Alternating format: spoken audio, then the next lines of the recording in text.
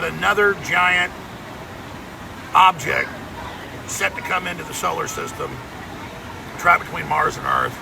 It's got a name. And of course, they've got the whistleblower a year ago. There's going to be a big object coming through the next 3 years, and they're going to say it's an alien, and this is the blue beam psyop.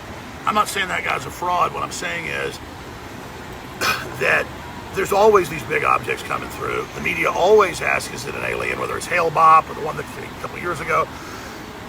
It goes on and on. So it's like making a prediction that, like Nostradamus would say, in September of 1 year, a tower will burn, and then a king will be struck in the eye.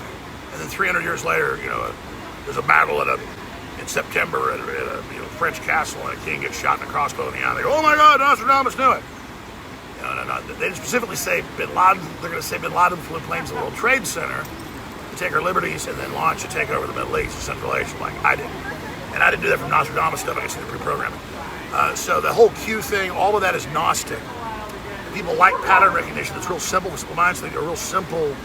Oh, there's going to be some big broad thing, and then people will then see the patterns of that and say that.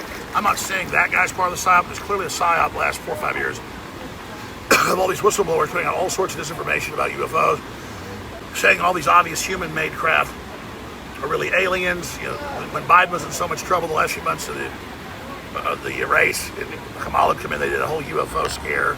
That was just human craft all over the place. And they got some of this secret stuff going around. Remember, Trump said we control time and space now. They do have anti-grav, all that.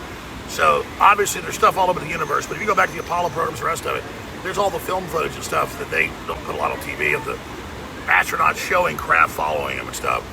So, and there's shots from satellites out there of these things flying all over the planet, and the Tic Tacs and all the rest of it in the 70s and 80s before we think humans were able to develop that anti-grav and get it deployed. So you understand, you've got Mercury, Venus, Earth, Mars, and then it goes out into the gas giants.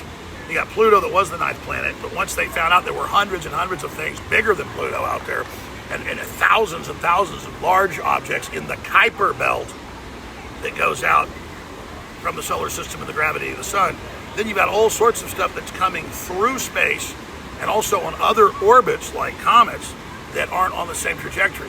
So they can aim with their radio telescopes, get these scans of these things, and create all sorts of fear, and they can aim out in the Kuiper belt and say, oh, look at this thing, it looks like a space